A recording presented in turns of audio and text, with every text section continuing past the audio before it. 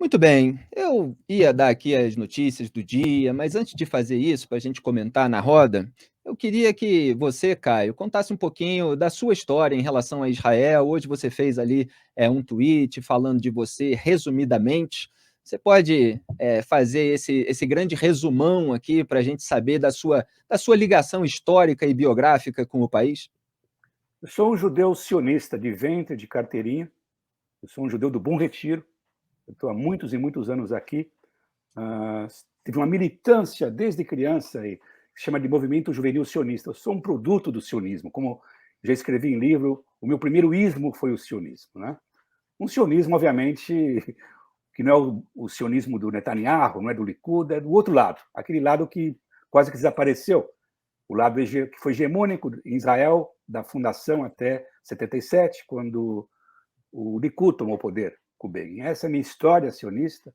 E, em termos jornalísticos, uma coisa muito importante, o meu início de carreira foi na imprensa judaica de São Paulo. Primeiro como estagiário, meu primeiro emprego com o CLT, eu sou dessa época ainda, foi na imprensa judaica na Shalom.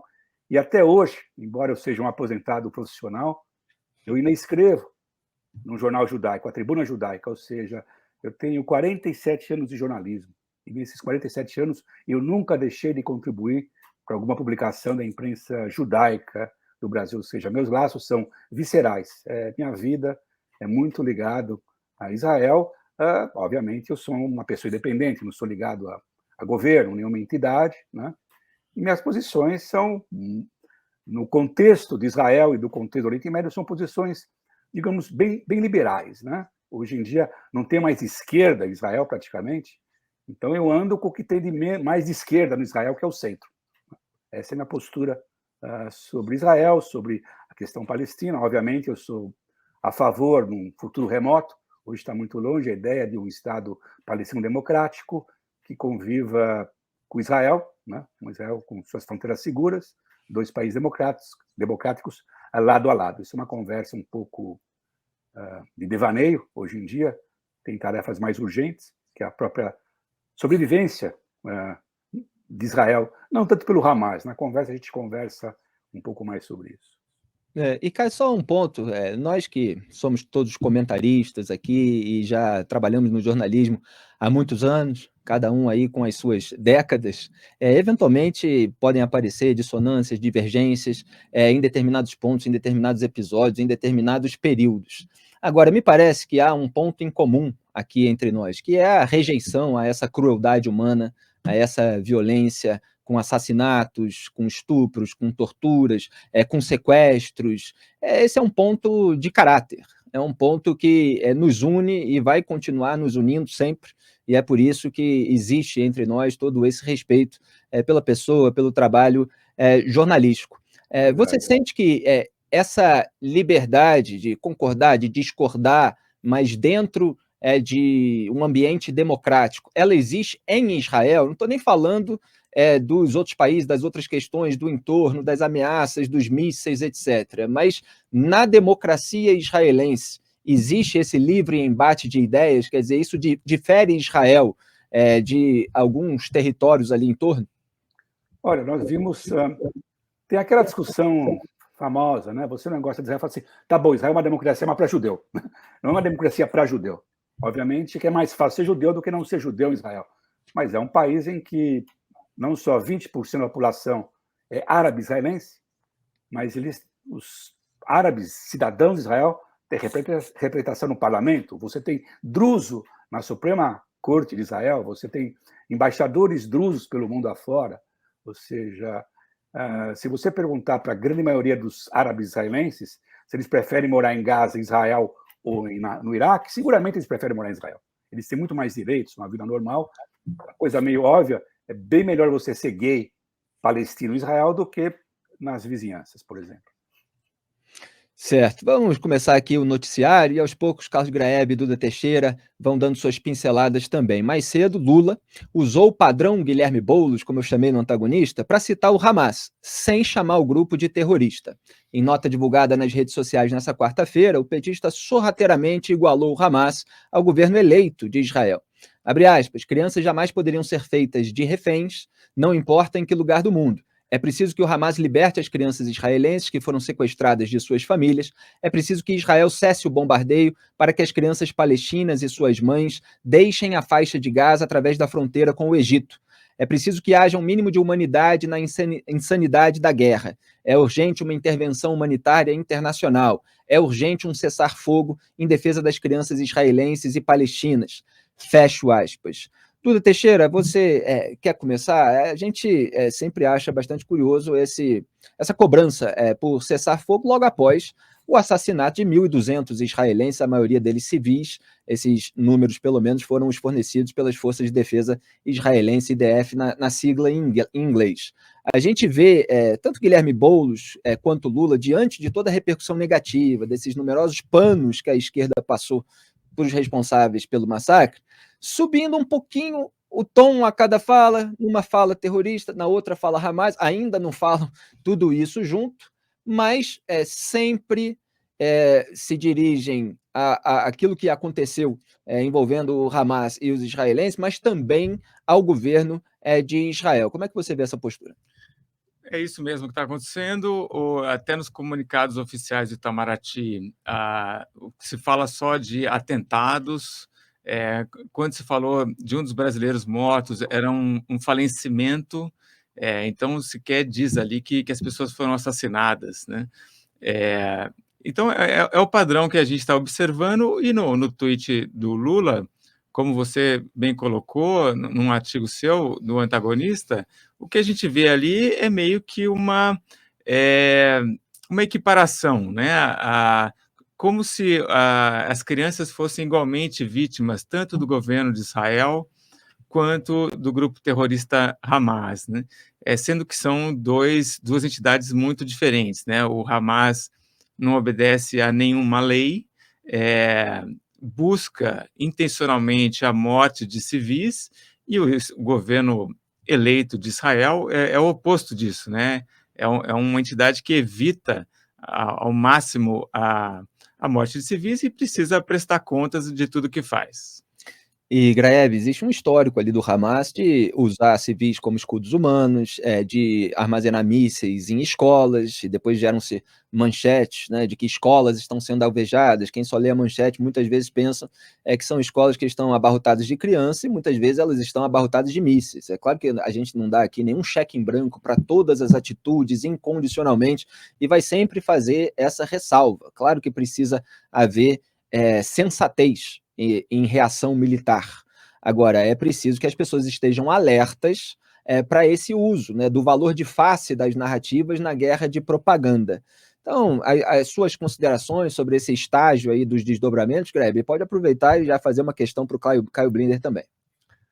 Bom, o Hamas tem uma relação meio que instrumental com os palestinos normais, vamos dizer assim, que moram na faixa de Gaza, né? Não hesite em usá-los como bucha de canhão, se precisar. E tem a relação que o fundamentalismo islâmico tem, por exemplo, com as mulheres, né? As mulheres são cidadãs que valem metade daquilo que vale um homem. Então, é um grupo fundamentalista, é uma milícia armada, e a tarefa desse grupo não é cuidar de uma população como um governo cuida, né? Não é. A gente lembrou isso aqui já o outro dia. Eles foram eleitos para governar Gaza em 2006, depois nunca mais pensaram em fazer eleição, né? Tem ali braços que procuram atender os serviços para a população de Gaza, porque também, se não houvesse o mínimo, não haveria sustentação para eles permanecerem lá dentro também. Mas o fato é que eles não veem a população palestina, que eu chamei de normal, de Gaza, como cidadãos num estado normal, né? Quando precisa, eles são sim bucha de canhão, né? E já que você me passou a bola para fazer uma pergunta para o Caio, eu queria te perguntar justamente isso, Caio. Por que é tão difícil para uma parte enorme do Ocidente, né, enxergar o Hamas como aquilo que ele é? Está escrito lá na carta de fundação do grupo que o objetivo é aniquilar Israel. as intenções do grupo nunca foram políticas, foram mais nesse sentido de tirar do caminho o Estado judeu, né? Por que é tão difícil, por exemplo, para a esquerda brasileira enxergar esse grupo terrorista por aquilo que ele é? Eu vejo, eu acho que a ideia de tratar, fazer uma apoteose do Hamas é uma coisa mais rara, né? Que seria, o Hamas é como o Talibã, como a Al-Qaeda, né? Então, o que eu vejo muito grave nesse debate sobre a normalização da barbárie e do terrorismo é o tal do mas. O Hamas faz isso, mas, né? Ou seja, mais uma falsa simetria, que é um dos termos mais infames que nós temos hoje em dia, sabe? Aquela história que a gente viu na Ucrânia, sempre, né? Ou seja, você não precisava. Eu não gosto do Putin, mas o Zelensky.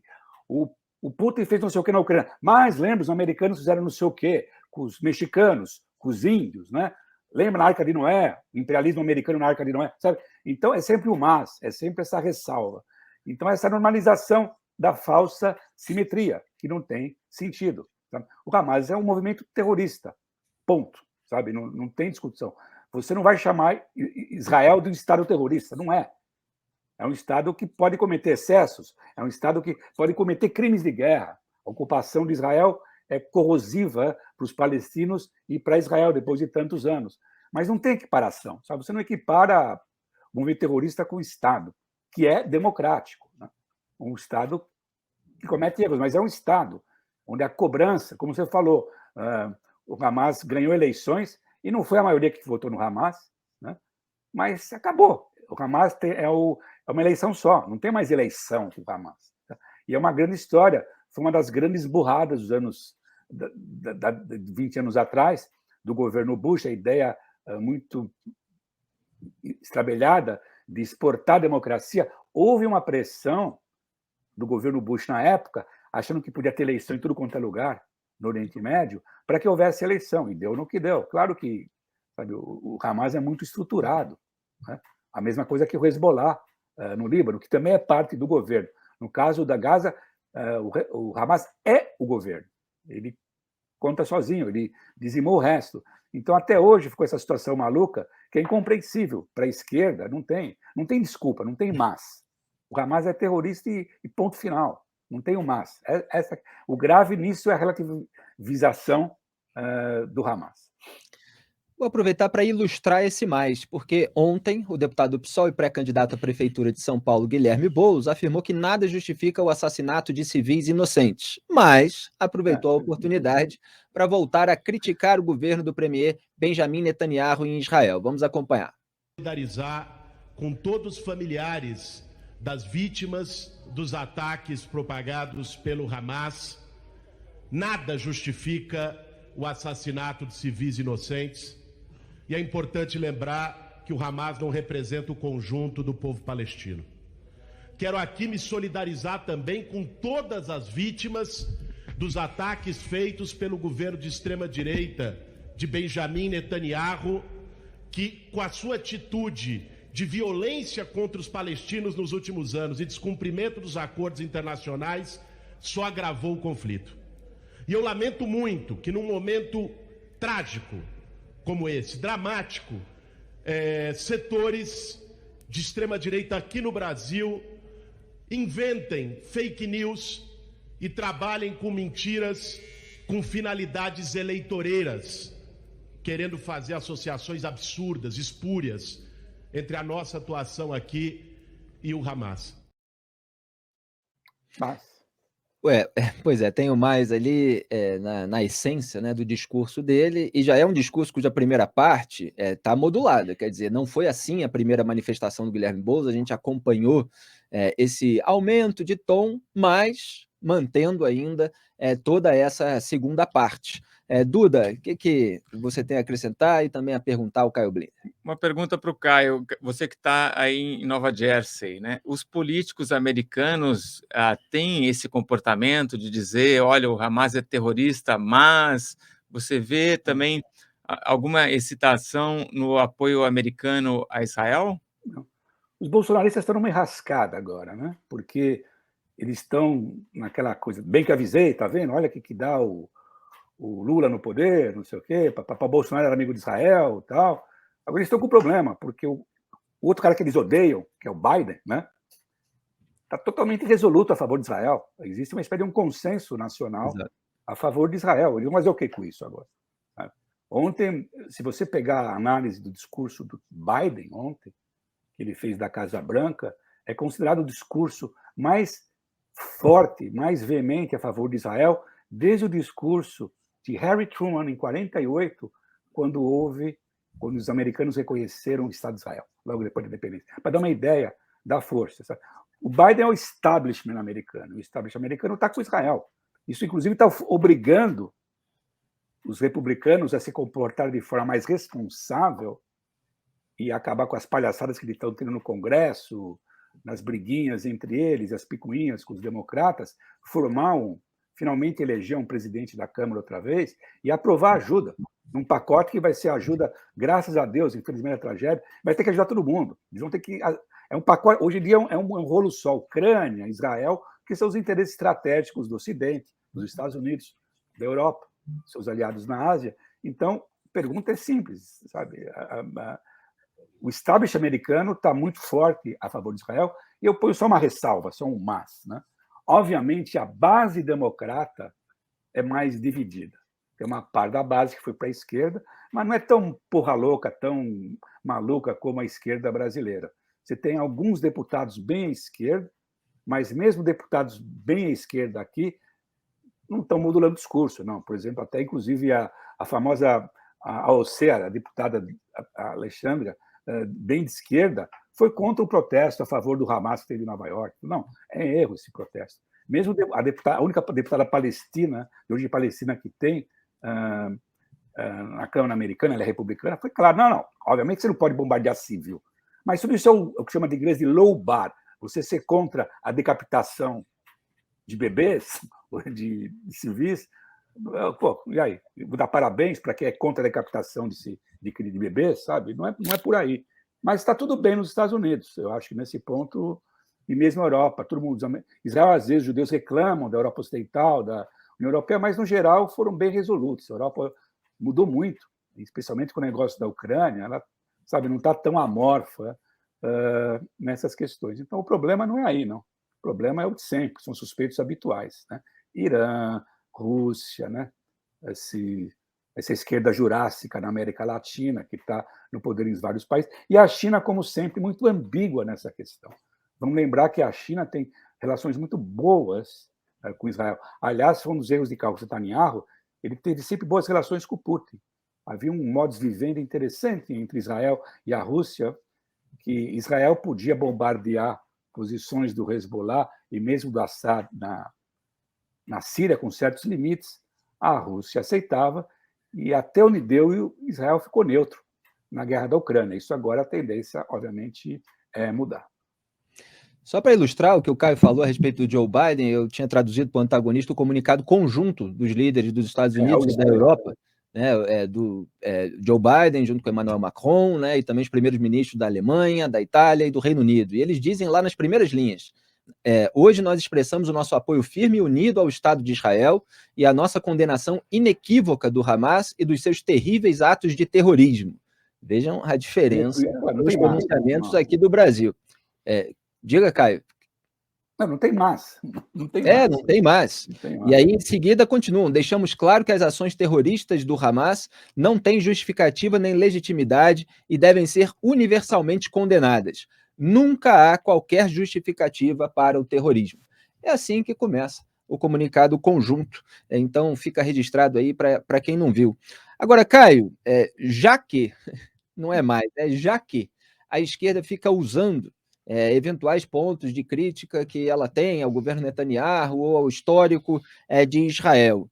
Vamos aproveitar aqui a sua presença, com o seu conhecimento local, para falar um pouquinho de algo que é sempre colocado, que são os assentamentos na Cisjordânia. Nós entrevistamos aqui outro dia o Fernando Lotenberg, comissário da Organização dos Estados Americanos, OEA, para monitoramento e combate do antissemitismo, e ele falou que Israel saiu da faixa de Gaza em relação a assentamentos lá em 2005, deixou ali ser autogovernável. Aliás, isso está sendo um pouco também matéria de crítica agora, como se essa política de apaziguamento tivesse feito os israelenses não preverem esses massacres, e falou ali que a parte da Cisjordânia é uma porcentagem relativamente pequena do território, mas é evidentemente uma questão que tem muitas nuances aí e pontos eventualmente legítimos de crítica em relação aos governos de Israel. Então eu pergunto, qual é a sua avaliação, se você pudesse até explicar para os nossos espectadores que muitas vezes não entendem o que são os assentamentos, e em que âmbito uma eventual insatisfação com isso deve ser discutida? É o âmbito da negociação diplomática entre países, porque não pode ser o âmbito de cortar a cabeça das pessoas, de assassinar, de massacrar, de entrar em festival de música eletrônica para sequestrar mulheres. Então, isso está fora de cogitação. É porque muitas vezes se fala em luta por direitos. Agora, essa luta pode ser feita de uma outra maneira, mais civilizada? Eu tenho 3 dias para explicar tudo isso, ou só? A gente tenta extrair o que puder de você. É bem assim, o seguinte, sendo um pouquinho, não quero ser muito didático, tá? As colônias, chama de assentamentos ou colônias, elas começaram a ser construídas depois que Israel ocupou a Cisjordânia e Jerusalém na Guerra de 67. Foi uma guerra que Israel, era para ser uma guerra contra o Egito, contra a Síria. Israel deu um recado claro para a Jordânia: não se meta nesse rolo. Jordânia se meteu e se ferrou. Ou seja, muito que Israel conquistou, que ampliou seu território desde 48, é em função das burradas estratégicas árabes. Sabe, tem uma partida em 47, aprovada pela ONU, divide o território. Um país palestino, um país judaico, né? Israel. Não aceito, invade Israel, teve uma guerra, Israel tomou territórios e aumentou seu território. 67 foi isso. Era para ser, em tese, era uma ocupação estratégica, e o próprio Moshe Dayan, na época, ele foi muito claro, ele falou: olha, isso vai ser um pepino para a gente, nós vamos administrar milhões de palestinos esse território. Isso se misturou ao longo do tempo com um componente nacionalista, religioso, bíblico, e essa ocupação criou essa forma de consolidada ao longo dos anos. O que era estratégico se tornou realmente uma ação de expansionismo, de colonialismo. Não tem como negar essa palavra. Tem as razões de segurança, mas isso misturou com tudo isso, direitos bíblicos. Sabe? Eu não acredito nos direitos bíblicos de Israel. É um erro. E, ao longo dos anos, houve as negociações mediadas pelo Clinton, né, com os palestinos, especialmente com o Arafat, para ajustar o que foi feito. Você chega um momento que hoje tem 500 mil israelenses, 10% da população, mais do que moram nas colônias. Então, você sabia ao longo do tempo, o próprio Arafat entendeu, que ia ter que uma negociação. O território é pequeno, mas tem muitas, as colônias estão muito perto relativamente da chamada linha verde, a fronteira fixada em 67, depois da guerra. Então, quer ter um ajuste de terra. Os palestinos já ganharam um pedaço, algumas terras de Israel, que tem mais população árabe, e vice-versa. Mas, com o longo do tempo, o governo de Israel foi indo cada vez mais para a direita, o Netanyahu está no poder há muito tempo, e ficou uma coisa translocada, evidente que é. Então, se você pegar uma situação que está todo mundo discutindo hoje, uma falha da inteligência de Israel, uma parte do problema que Israel teve a surpresa com esse tsunami terrorista do Hamas em Gaza. Por quê? O que chama de a divisão Gaza, importantes contingentes militares que servem para guarnecer a fronteira de Gaza com Israel foram transferidos para a Cisjordânia. Por quê? Para proteger colono. Então, o exército virou uma espécie de guarda, de milícia que cuida de colono. E os caras estão barbarizando, eles são vigilantes, eles são justiceiros, eles aprontam muito. Essa é a extrema-direita. Esse é o núcleo duro, raiz, digamos, os bolsonaristas do governo Netanyahu, que sempre foi um cara de direita, mas nunca foi um cara de extrema-direita. Ele fez essa coisa desesperadora em função de indiciamento por corrupção, montou uma coalizão, só conseguiu montar coalizão com o apoio da extrema-direita. Então, claro que tem esse problema sério, Israel, não dá para adorar a pílula, sabe? Qualquer dia que você voltar a negociar, hoje não vai acontecer, um acordo de paz Israel-Palestinos, claro que você vai ter que devolver a Cisjordânia para os palestinos. Mas qual Cisjordânia agora? Em função dos erros históricos da diplomacia palestina, que nunca foi aceitando acordos, alguns eram até razoáveis, como o último oferecido ainda no governo, quando o primeiro-ministro era o Omer, o Barak também, e o Rabin, eles foram perdendo, minguando. Então, claro que vai ser difícil você criar um Estado palestino diante da uma questão de fatos consumados. Tá? Se você não pode voltar até essa discussão maluca, então os americanos têm que devolver o Texas para o México. Não sei, claro que não, acabou. Isso, guerra é guerra. Infelizmente, é uma realidade. Se não houver realismo da parte palestina, o que pode ser alcançada, vai ser esse ciclo perpétuo e essa maluquice maximalista de ganhar como? Ganhar como? Você vai ganhar a guerra degolando o cabelo? Não vai, porque você não vai derrotar Israel militarmente nunca, exceto se houver a entrada de outros atores mais importantes, como o Irã, na guerra. Mas uma Hamas em si não representa uma ameaça existencial para Israel. Claro que não, óbvio que não. Só se o Irã entrar na jogada. Aí o cenário é muito mais complexo. Ótimo resumo do Caio Blinder, a capacidade de síntese Não, aí, falou que quantas três horas dias. vai ter, e em 5 minutos, menos até, conseguiu resumir tudo. Diga, Greve. Ô, Caio, eu queria que você falasse um pouco sobre a sua expectativa em relação ao Netanyahu, né, depois dos ataques. Porque, enfim, numa situação de emergência, o normal é que a pessoa que está no governo naquele momento se fortaleça, ela vai ser ele vai ser o comandante em chefe ali da reação, né? Você vê um efeito mais duradouro ali para a política israelense? Olha, a população está furiosa com Netanyahu, né? Assim, a maioria dos israelenses são a favor, pesquisas saíram essa semana, da renúncia dele, né? O melhor paralelo que nós temos, obviamente, é o de sempre, né? Com a guerra de 73 a 50 anos. O que aconteceu? Vocês devem ter visto o filme Aconselho Golda, com a Helen Mirren, né? Demoraram alguns meses, mas ela caiu. Teve a comissão de inquérito. Sabe, uma democracia, o chefe de governo, o chefe de Estado é responsável pelo que acontece. Pelas falhas de inteligência, que ela não se preparou, já foi pega de surpresa pelo ataque sírio e egípcio, ela caiu. Num país normal, ele já teria caído, mas está no meio da guerra. Então, nós temos o caminho contrário. Ele não está fortalecido. Hoje, se você acompanhar o noticiário, houve a confirmação que tem um governo de emergência em Israel. O líder mais popular da oposição, que é o Benny Gantz, que é general, né, vai entrar no governo, sabe, o líder da oposição. E o Lapid, que é outro líder, talvez entre agora. O Gantz não só vai entrar no governo, mas ele vai ser parte de um gabinete de guerra. E vai ser ele, o Netanyahu e o ministro da Defesa, e mais 2 pessoas, ou seja, é uma emergência nacional. Então, vai ter um acerto, vai ter uma hora da verdade, o Netanyahu vai pagar por tudo isso. E parte da condição para o Gantz, para a oposição, fazer parte do governo, que vai durar enquanto persistir esse conflito, são o quê? Semanas, meses, anos, não sei, é que está abortado, arquivado, os planos autoritários do Netanyahu, que era enfraquecer o judiciário de Israel. E logo no começo da conversa, o Felipe perguntou sobre democracia em Israel. Até a semana passada, todo sábado, durante 39 semanas, centenas de milhares de israelenses iam para a rua protestar contra os planos, chama de golpe judicial do Netanyahu. Está arquivado, o país está sob, sabe? O Hamas conseguiu unir Israel, que é uma coisa, uma proeza, né? É um país altamente dividido, né? Depois de 40 semanas de protestos, todo sábado, você tinha um país com 9 milhões de habitantes, tinham 250 mil pessoas para as ruas. Vocês fazem a proporção aí, quanto seria no Brasil isso.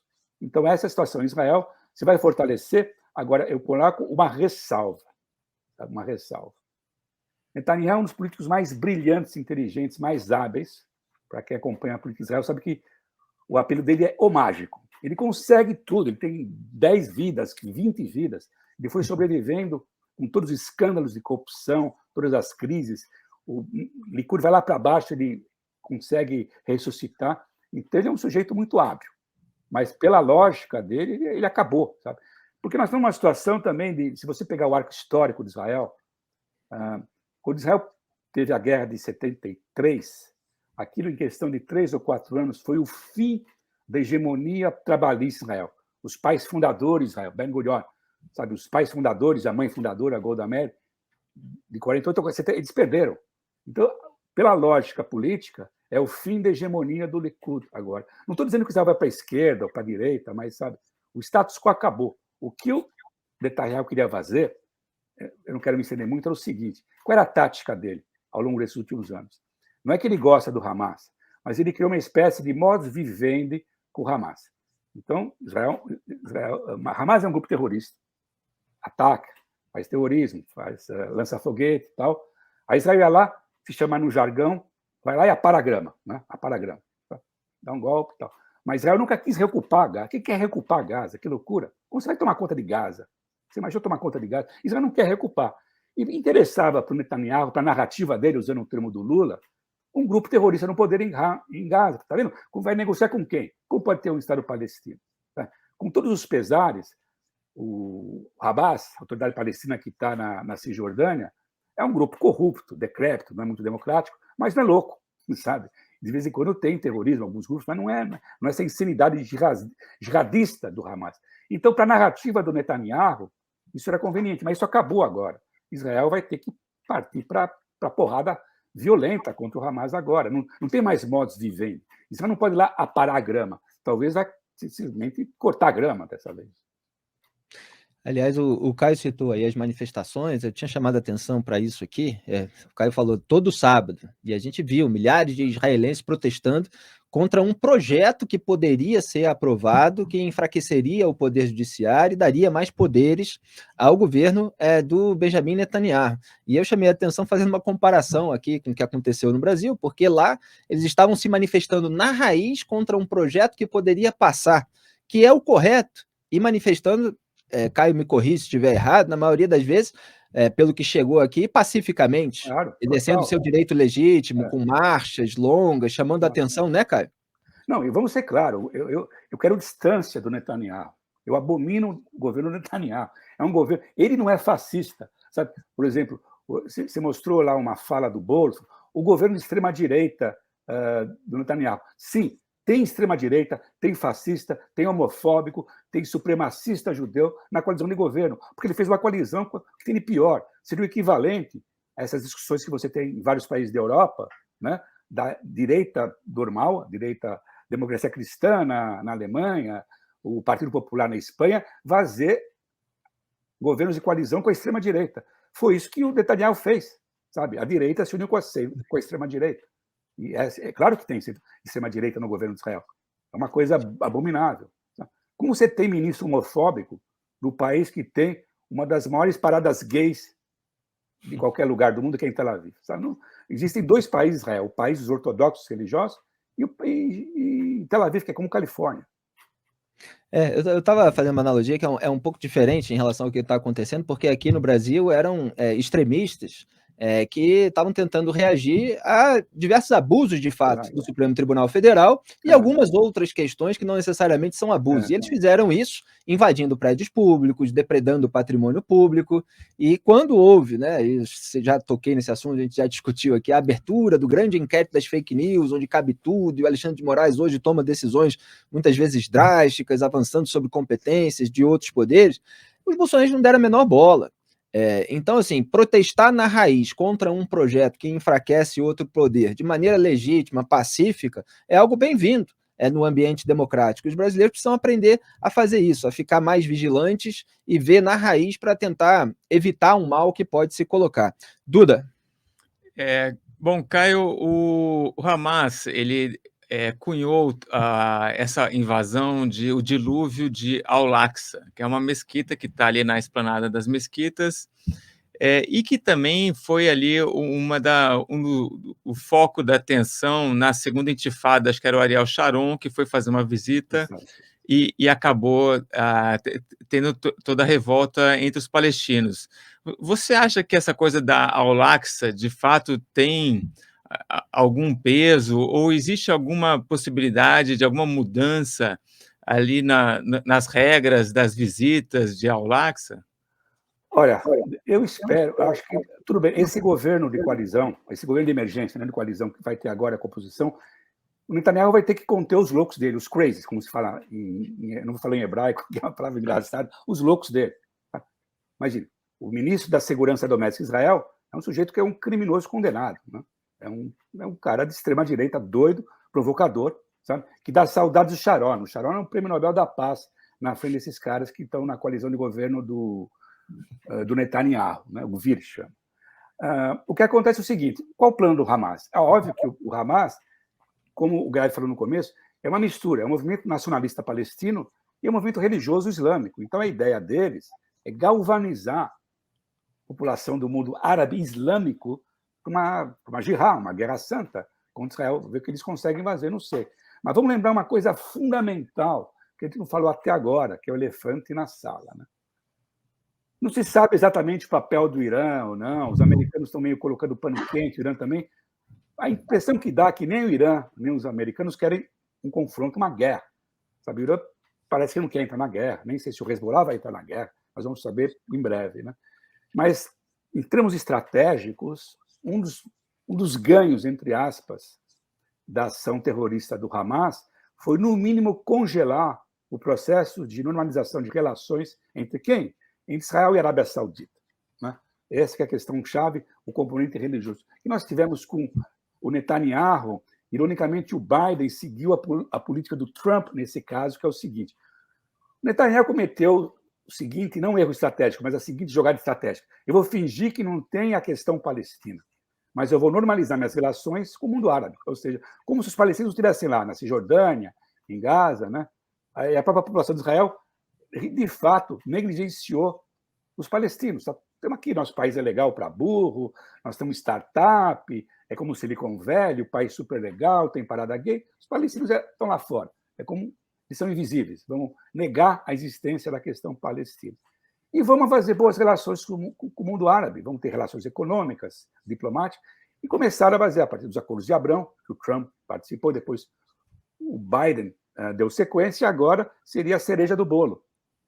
Uma eventual normalização de relações entre a Arábia Saudita e Israel. Seria um tremendo triunfo para o Netanyahu e para o príncipe esquartejador da Arábia Saudita. Certo? Ser aceito por Israel, normalizada as relações, isso está brecado. Então, em termos estratégicos, isso é muito importante, voltando à questão da mesquita. Porque qual vai ser a posição agora dos países árabes? Vão voltar ao papel de suspeito habitual? Por enquanto, não fizeram nada grave, sabe? Soltaram umas declarações pro forma, condenando Israel, mas nada, é claro que tem que fazer. Mas não aconteceu nada por enquanto. Em termos concretos, a gente sabe que os palestinos querem galvanizar, mas, no geral, o mundo árabe está de saco cheio dos palestinos.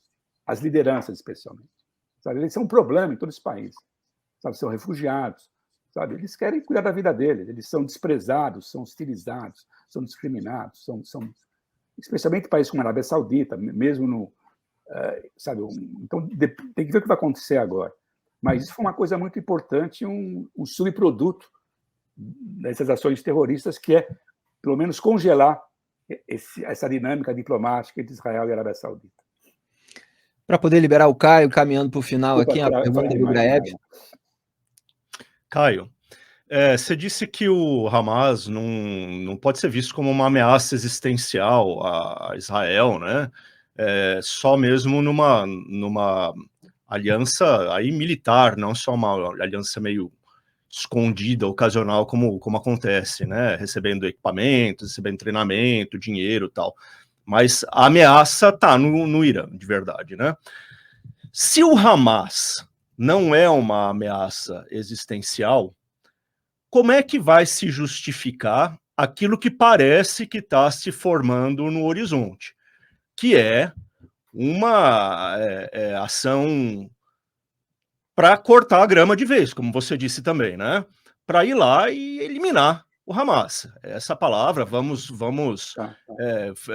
podar o Hamas de uma vez por todas, já apareceu diversas vezes ao longo do fim de semana. Como é que se justifica isso se o grupo não chega a ser uma ameaça existencial? Bem, vamos deixar bem claro, quando eu falo ameaça existencial, é que aconteceu em 48, 5 países árabes invadem Israel e jogam os judeus no mar, sabe? Ou na guerra de 73, quando nos primeiros momentos parecia que os tanques sírios iam chegar em Tel Aviv, ou os tanques egípcios, sabe? Isso é uma ameaça existencial à sobrevivência do Estado. Nesse ponto, o Hamas não é. Mas, olha, vocês devem ter visto aquele número dantesco que eu vi, que eu, como judeu, eu fiquei chocado. O que o Hamas fez no sábado, dia 7 de outubro, é o maior número de judeus mortos, assassinados, né? Não é mortos, desculpa, num dia desde o Holocausto, sabe? Isso Desde o Holocausto, não morria tanto judeu num dia só. Sabe? Nesse ponto, isso aqui, a envergadura, a magnitude, sabe, dessa chacina é isso. Nesse ponto que, claro que em um país, qualquer Estado, não pode se submeter ao terrorismo, sabe? No mínimo como força de dissuasão. Você tem que dar um teco nos terroristas. Nesse sentido, é uma reação natural de Israel, e como o Felipe falou no começo, a sensatez. O que é proporcional? Você vai fazer o que agora? Sabe? Você está numa guerra assimétrica, né? Você não está combatendo tanque contra tanque. Você está lutando contra gente que coloca criança em hospital. Você não sabe se no hospital tem criança doente ou se tem míssil. Ou tem os dois, isso que é o pior. Eles são escudos humanos. E sem contar os reféns, né? 100 a 150 reféns. Então, nesse ponto, não se justifica. Nesse ponto que não é essencial. Para não ficar aqui até amanhã, porque a ansiedade de Israel é, se a coisa degringolar, a gente não sabe se vai acontecer, são as chamadas 4 frentes de combate. A frente de Gaza, a frente do Hezbollah entrar pelo norte, se tiver uma intifada outra vez na Cisjordânia, e outro ponto que Israel nunca tinha visto começar a ver, dentro de Israel. Sabe? Lembrando que 20% dos cidadãos de Israel são árabes israelenses. Então, se você tiver realmente tantas frentes, aí vira uma ameaça, eu acho que existencial.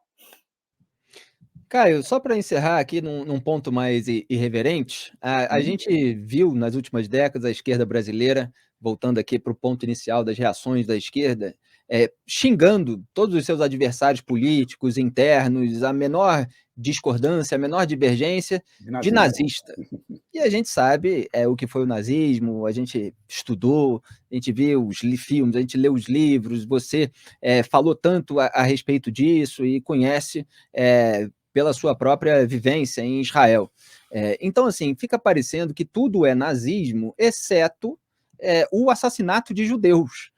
Nesse momento, não se usa a palavra nazista. Outro dia, meses atrás, com todas as críticas que nós temos e fizemos ao longo de 4 anos em relação ao governo Bolsonaro, o Lula disse que o Brasil viveu 4 anos de nazismo. E agora ele pega muito leve aí nas palavras para se dirigir ao Hamas. Houve uma banalização dessa palavra nazismo e, no entanto, as reações ao terrorismo continuam muito, muito frágeis. As suas considerações finais sobre esse tema, Caio? Eu achei que você falou que era uma coisa mais irreverente, mas não chega a ser irreverente, né? Mas tudo bem. Pelo dito padrão, né? Que exato. O Brasil é mais irreverente, né? Olha, ontem estava na televisão, acho que era uma das redes americanas, BBC ou CNN, não me lembro agora, um general de Israel, um sujeito de uns 60 anos. Ele foi o sujeito que comandou as tropas que foram no kibbutz, onde que teve sabe? Ele falou assim, não acredito que eu estou vendo. Isso, as histórias, as narrativas, entre aspas, no sentido fiel da expressão, que meus avós viveram com os pogroms na Rússia, com os cossacos, ou com os nazistas no Holocausto. Sabe? Então, os judeus estão vivendo essa situação. Claro que isso é o equivalente. Sabe? E tem que usar a expressão correta. O Hamas é uma expressão, sabe, a esquerda apoia o Hamas, mas o Hamas é o que se pode chamar de fascismo islâmico. Sabe? Claro que isso é fascismo islâmico. Sabe? O que é o Hamas? O Hamas é um grupo homofóbico que coloca as mulheres lá embaixo, como o Graeve falou. Tá? É contra tudo que supostamente a esquerda identitária devia abominar. Né? Como que se apoia o Hamas? Como se apoia o Putin? Tá? Putin é homofóbico. Putin é um agressor imperialista. Sabe? Então a esquerda está com o sinal trocado. É que não tivemos tempo de conversar. Eu não consigo separar a Ucrânia do que está acontecendo em Israel hoje em dia e o papel do governo brasileiro, sabe, da banalização, sabe, de relativizar os conflitos, sabe. Para acabar isso aqui, muito claro, eu não acho, é uma bobagem, é ridículo, como a gente banaliza, todo mundo chama de nazista, eu não acho, o Lula não é antissemita, sabe, claro que o Lula não é antissemita, o Lula não é nada disso, ele é ignorante, sabe, sobre essas coisas, ele fala um monte de platitude, de banalidades, sabe? Então, no caso de Israel e dos palestinos agora, ele falou as mesmas bobagens que ele falou sobre Ucrânia e Rússia. Só que a questão de Israel, palestinos, é mais visceral, as pessoas entendem melhor, é tudo mais explosivo. Até no Brasil, que é um país provinciano, entendem melhor essa questão de Israel, palestinos, do que Ucrânia, essas coisas no fim do mundo lá da Europa, que ninguém sabe onde fica direito. Então, é isso, sabe? Isso é fruto da ignorância. Mas aí não. No caso da esquerda, em termos ideológicos, é uma vergonha o que a esquerda está fazendo no Brasil sobre essas questões mais importantes de geopolítica no mundo. A velha piada do Milor Fernandes, né? Quando as ideias ficam velhinhas, tem que se aposentar, elas vêm para o Brasil. Sabe? A esquerda do Brasil está lá, pré-muro, está antes do 20º Congresso do Partido Comunista Soviético, sabe? Sei lá em que momento histórico que ela está, essa esquerda. Que é um absurdo. E sem distinguir os terroristas e os palestinos inocentes, né? Uma distinção importante. Evidente. Você não pode ser... ninguém está pregando o genocídio de palestino. O que é isso? Isso aqui é uma irresponsabilidade. Israel é um Estado genocida. Não é.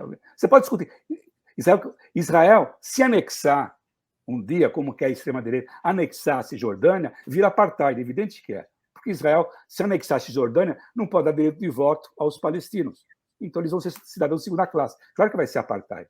Por isso que Israel fala assim, é loucura Israel querer anexar. Sabe? Israel tem que decidir, ou vai ser um Estado judaico, ou um Estado democrático. Israel não quer ser colocado nessa situação, jamais. Quer ser um Estado democrático e judaico. Então, para isso, você não pode anexar a Cisjordânia. Sabe? Isso aqui é uma maluquice. Caio Blinder, senhoras e senhores, uma das estrelas do demais, Rádio Connection, que a gente tanto assistiu na TV e que eventualmente volta, a gente estava tentando descobrir aqui nos bastidores, mas o Caio não conta os segredos das articulações. Agora ele é muito bem-vindo no Papo Antagonista, quando quiser aparecer para comentar todos esses fenômenos internacionais. Muito obrigado pela participação. Boa noite, bom trabalho, Caio. E boa alimentação aí para o seu cachorro. Qual é o nome? Pelé. Pelé é um cockapoo, mistura de Cocker Spaniel com Poodle. Pelé está ali, está meio roncando ali no sofá. Esse papo chato, esse papo para ele é chato. É um papo de antagonista, porque ele não está interessado nessa conversa. Valeu, Caio. Boa noite, até a próxima. Shalom e salam. Um abraço, Caio. Valeu, pessoal. Um abração. Tchau, tchau.